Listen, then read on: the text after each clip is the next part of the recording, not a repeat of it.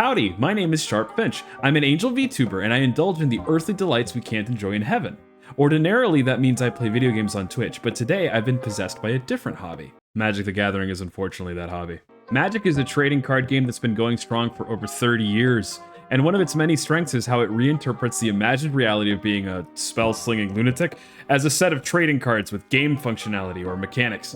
For example, Lightning Bolt represents a quick, explosive bolt of lightning in the mechanical form of a cheap instant card that deals 3 damage, 7 of which are enough to kill your average wizard. I guess humans are made of sturdier stuff than I imagined. So how does the game envision a wizard's arcane reserves, you ask?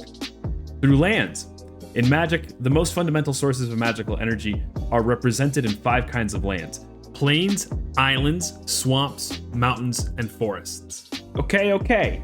So the cards tickle my fancy and whisk me away to a fantastical land where I can survive 6 but not 7 direct lightning bolts. So what, Finch? Why does flavor matter? Because it's neat. And because you need to understand that in order for me to blab about this. Ba-bam! This bad boy is a new Magic the Gathering card designed to fit in with a crossover set for the beloved 2005 animated show Avatar: The Last Airbender. As a refresher and introduction, Avatar follows a bald little boy and his friends as he acquires the powers of a wizard in order to stop a chiseled man whose conception of governance is as well conceived as that of a moon-thieving maniacal villain. One of the more prominent medium bads who labors under the big bad is Zhao, a backstabbing, power-hungry jerk whose primary motivation is to finally win the war for his jerk boss by stopping anyone whose magic has the capacity for kindness. More specifically, his plan in the show is to lay siege to an icy fortress and kill the mortal embodiment of the moon, ensuring that the balance of the world tips in his army's favor, thereby conquering the whole world. Okay, finally, onto the card. Let's read this thing. Zhao the Moonslayer is a 1 and a red for a 2 power, 2 toughness legendary creature, human soldier, that reads Menace. Non-basic lands enter tapped. You can also pay 7 mana to put a Conqueror counter on Zhao, and as long as Zhao has a Conqueror counter on him, non-basic lands are mountains. That is a ton of text, and I promise you it's mostly all flavorful. First, the name. In the very scene that is depicted in this art, Zhao has gone mad with the gravity of what he's about to do, and he ponders over his future historic epithets. They will call me Zhao the Conqueror, Zhao the Moonslayer. The name is ripped right from this line of dialogue, and the counter the card can get also references this line. Now for that paragraph of text. Holy moly, that's a lot of words. If you haven't gathered yet, Zhao is most certainly a menace in the show, both to our protagonists and anyone invested in living, so that much is self-explanatory. If you're curious, menace means Zhao can only be blocked if there are 2 or more blockers, and generally it means he's an adept and intimidating fighter.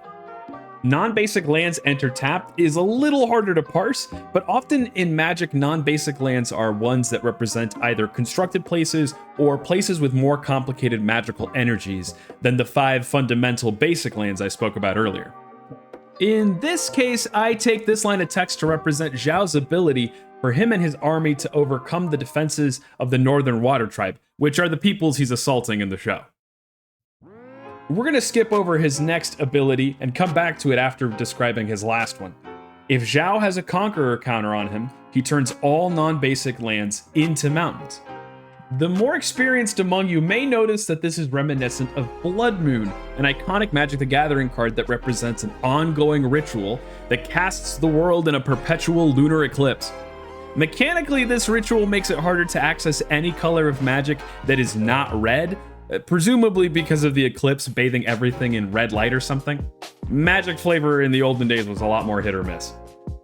On Zhao though, this actually represents his success in killing Tui the Moon Spirit, which immediately casts the world into an apocalypse devoid of colors. He's earned his title as Conqueror alright, and he's ruining your opponent's game of Magic with it. This is where the flavor is oh so delicious, and this is the realization that made me write this script. In Magic, Blood Moon's flavor only runs as deep as the lunar eclipse's penchant to make the moon appear red. But in Zhao, it runs a little deeper. By killing the moon spirit, the very thing from which waterbenders in this world draw power, he's messed with the balance of the world, tipping the scales unnaturally in the favor of firebenders. If you're only using red mana, you're not generally bothered by this effect, though notably, even the most devoted red mages still use non-basic lands, so maybe this hunt for homogeneity is misplaced. Now that we know what the Conqueror counter does, we can discuss how it's achieved, which is also a flavor slam dunk. It costs 7 mana. It's no small feat to kill the moon, after all. And how best can you complete this feat in the set? By firebending! This video isn't about firebending, so all you need to know is that there's firebending all over this set, and each creature with it can add red mana when it attacks. You can then use that red mana to activate Zhao's ability, give Zhao his Conqueror counter, and effectively kill the Moon Spirit. Just like how Zhao achieves his heinous goal by laying siege to the Northern Water Tribe. Finally, I can play out my concerning warlord fantasies in cardboard. Anyway, that's all I've got to say on the card. I've been SharpFinch. Come check me out live on Twitch if you wanna. Shout out in the comments if you want more junk like this. And make the most of your time, because heaven waits for you. Bye-bye!